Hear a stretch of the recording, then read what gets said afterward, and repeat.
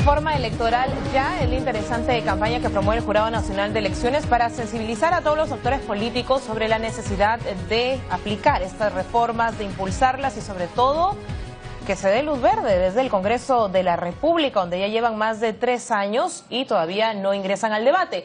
Vamos a conversar de inmediato con Jessica Clavijo, ella es representante de la Dirección de Fiscalización y Procesos Electorales, para que nos amplíe sobre esta campaña. Bienvenida.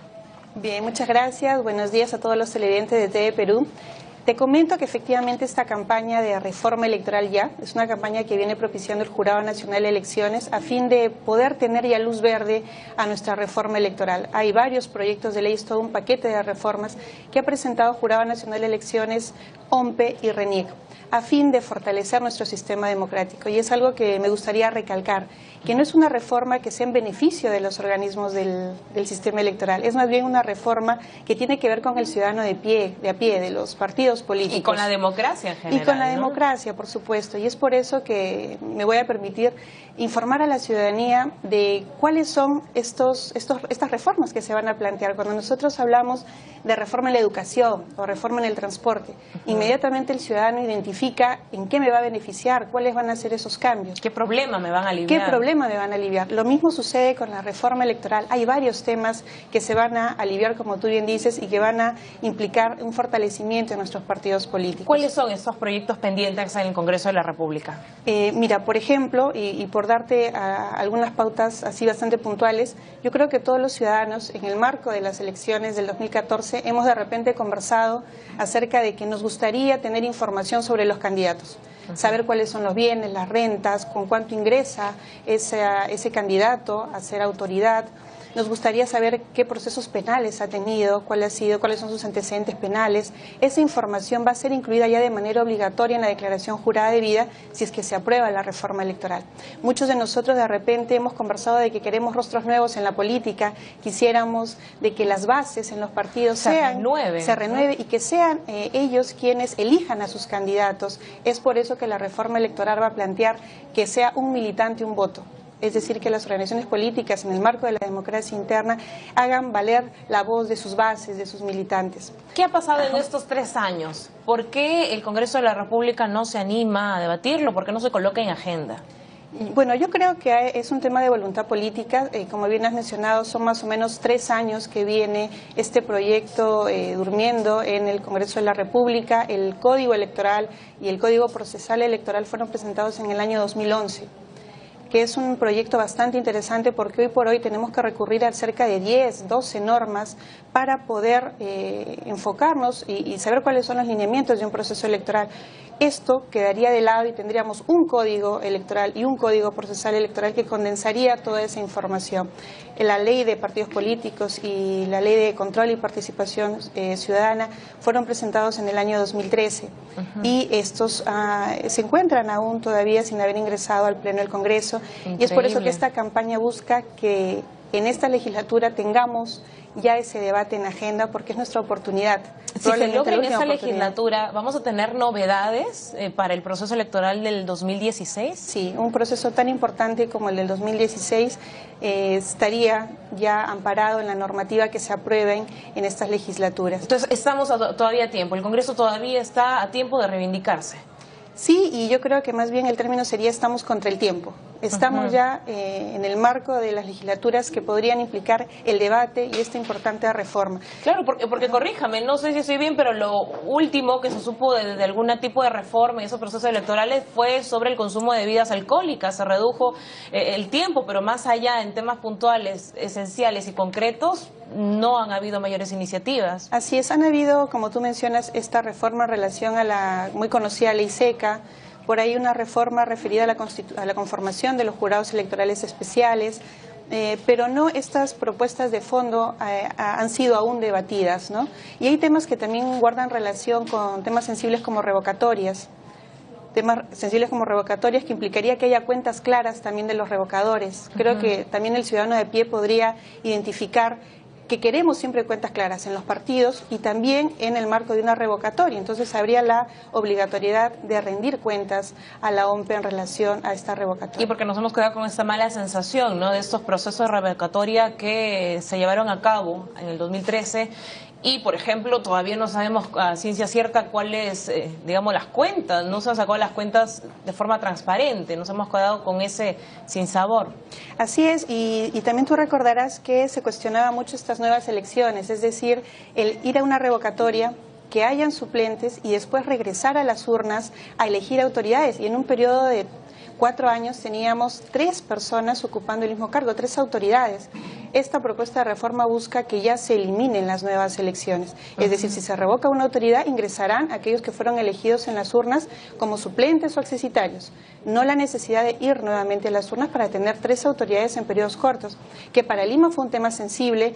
Imaginémonos cómo es para provincias, en distritos en los que desde la dación de la norma han llegado a haber 4 o 5 procesos de revocatoria en distritos muy pequeños con poca población, que esperan justamente tener autoridades para ver mejoras en su distrito. Bueno, para ir culminando con ese tema de la campaña, se han unido diversos actores políticos de la sociedad civil, diversos gremios, incluso artistas, para sensibilizar a la población.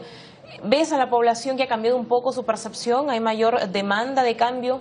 Así es, como tú mencionas, hay prestigiosos ciudadanos que se han sumado a la reforma y a nombre del Jurado Nacional de Elecciones y el doctor Francisco Tábara agradecemos a quienes de manera desinteresada nos están apoyando, como el artista Fernando de Cislo, el periodista Augusto Álvarez Rodríguez, de deportistas y como lo tenemos Lindaleca. En un spot, porque ustedes han promovido, ¿verdad?, un interesante spot. ¿Y qué les parece más bien si vamos a verlo para luego seguir comentando este tema? Vamos con el spot de Reforma Electoral Ya.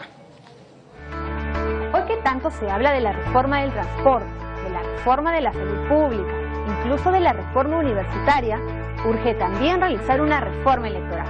Las constantes noticias de desfalco de las arcas de los gobiernos regionales, sumado a la falta de ejecución del presupuesto para la realización de obras de los pueblos, la penosa existencia de autoridades con antecedentes judiciales que resultan electas, incluso estando en prisión, dibujan parte del panorama de la realidad política por la que pasa nuestro país. La reforma electoral impulsada por los 3 organismos encargados de la realización y la legalidad en la elección de autoridades tiene como finalidad terminar con este sinsabor que dejen los peruanos lo que hoy conocemos como política. ¿Cómo? A través del ordenamiento y la modificación de las leyes electorales para perfeccionarlas. Así, los ciudadanos de todo el Perú podrán ejercer sus derechos políticos de manera eficaz y eficiente, sintiéndose verdaderamente representados desde cada rincón del país donde vivimos. Ahora, si bien todos los peruanos tenemos derecho a utilizar los mecanismos de control a los políticos que no cumplen con su labor o roban y cometen actos ilícitos durante su gestión, las deficiencias, vacíos, contradicciones de la actual legislación electoral facilitan la mala utilización de las herramientas de participación ciudadana, como la revocatoria, perjudicando el sistema democrático en el que todos tenemos derecho a ser elegidos y que esa elección democrática se respete. Frente a esto, el Jurado Nacional de Elecciones tomó 2 acciones. Elaboró el proyecto de Código Electoral y Código Procesal Electoral y lo entregó para su revisión, debate y aprobación al Congreso de la República en noviembre del año 2011. Y 2 años después, junto con los otros entes del sistema electoral, OMP y RENIEC, presentó los proyectos de nueva ley de partidos políticos y nueva ley de derechos de participación y control ciudadanos. La aprobación de todas estas normas debe ser integral. El proyecto de Código Electoral y Código Procesal Electoral ha regulado los mecanismos y vías con las que cuentan los ciudadanos para ejercer sus derechos de participación política y los procedimientos que se originen como consecuencia de esto. Mientras que la nueva ley de partidos políticos incentiva y fortalece el funcionamiento de los partidos políticos, así como las relaciones internas de sus afiliados. Y la nueva ley de derechos de participación y control ciudadanos retira los incentivos perjudiciales, regulando el accionar de las personas interesadas en interrumpir el mandato de una autoridad.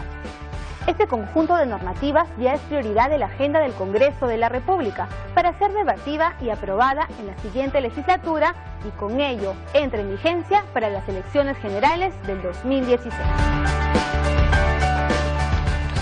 Bueno, todo lo que implica esta reforma electoral ya, esta campaña, y seguimos conversando con la especialista de la Dirección de Fiscalización y Procesos Electorales, Jessica Clavijo, del Jurado Nacional de Elecciones. El 26 de febrero hay una campaña Hay una convocatoria, me parece. Así es, va a haber una reunión con las bancadas parlamentarias, colegios profesionales, invita a la juventud, a fin de que el 26 de febrero nos acompañen en una reunión para debatir y conversar acerca de los temas puntuales de la reforma.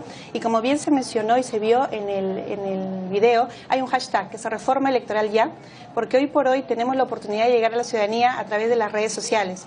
Un mecanismo que no es oneroso, un mecanismo que nos permite llegar al ciudadano de pie, ni siquiera sentándose en una computadora, sino quizás en su celular, poder contar con información, descargar información, y como el Jurado Nacional de Elecciones está acostumbrado a llegar a nivel nacional, estar dándole los micrófonos a toda la ciudadanía, es que también se van a abrir micrófonos para que puedan a nivel nacional comentarnos cómo es que pueden apoyar la campaña de reforma electoral. Y además pueden descargar información, ¿no?, en la página web para estar más informados. Vamos a otro tema también que nos convoca, porque ustedes recordarán que se produjeron diversos hechos de violencia en las anteriores elecciones municipales y regionales, y eso obligó a las autoridades a suspender el proceso. Se van a realizar entonces elecciones complementarias en diversas jurisdicciones, y vamos a consultarle también, va a vencer ya el plazo para que las organizaciones realicen sus elecciones internas, esto con miras a poder postular, ¿verdad? Explíquenos un poco el procedimiento. Así es, recordamos que el año pasado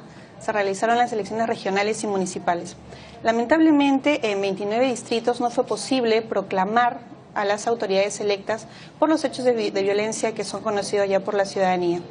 De acuerdo a ley, cuando suceden este tipo de situaciones, se debe convocar a elecciones complementarias. Son elecciones municipales complementarias que se van a llevar a cabo el día 5 de julio. ¿Quiénes gobiernan actualmente en estos 29 distritos? Se ha prorrogado el mandato de quienes tenían que dejar el cargo a la espera de que se realicen estos nuevos comicios. ¿Y estos comicios se realizan cuándo? El día 5 de julio, el domingo 5 de julio, en 29 distritos y 2 provincias es que se va a elegir a las autoridades municipales. Y es muy importante recordarles a todas las organizaciones políticas que es un proceso electoral como todos, que tiene las mismas reglas. Uno de ellos es el ejercicio de la democracia interna. Es decir, para poder presentar candidatos debo haber desarrollado la democracia interna al interior de mi partido político o movimiento regional. Para saber quién va a postular. Para saber quiénes son los candidatos, efectivamente, y el plazo vence el día 16 de marzo. ¿Y pueden presentarse las autoridades o los candidatos que postulaban en el primer comicio? Por supuesto, pueden participar las organizaciones políticas que participaron en el 2014, los que se encuentran con inscripción vigente ante el registro de organizaciones políticas, pero es importante recordarles que el 16 de marzo entonces vence este plazo para el ejercicio de la democracia interna. O sea, todo, completamente todo es nuevo en todo este proceso electoral. Se hace la convocatoria, se realiza también la campaña electoral, el proceso de difusión. Así es, estamos a la espera de que el Ejecutivo realice la convocatoria. Este es un proceso electoral que se debe llevar a cabo conforme a ley, es decir, la fecha incluso es de calendario fijo, se debe realizar el primer domingo de julio, entonces este 5 de julio habrá una elección de elecciones municipales complementarias y tiene las mismas características porque se brindan las mismas garantías para esos distritos que van a elegir autoridades. ¿Y de qué regiones estamos hablando? Esos 29 distritos y 2 provincias se encuentran en departamentos como Amazonas, Ancash, Lambayeque, La Libertad, incluso en Lima tenemos 3 distritos que son Huarochirí, Huangascar en Yauyos y Zumbilca en Huaral. Aquí en Lima entonces también vamos a tener novedades el 5 de julio. Termina este plazo, mencionaba, el próximo 16 de marzo. Estamos prácticamente a un mes de que las organizaciones puedan cumplir con la inscripción.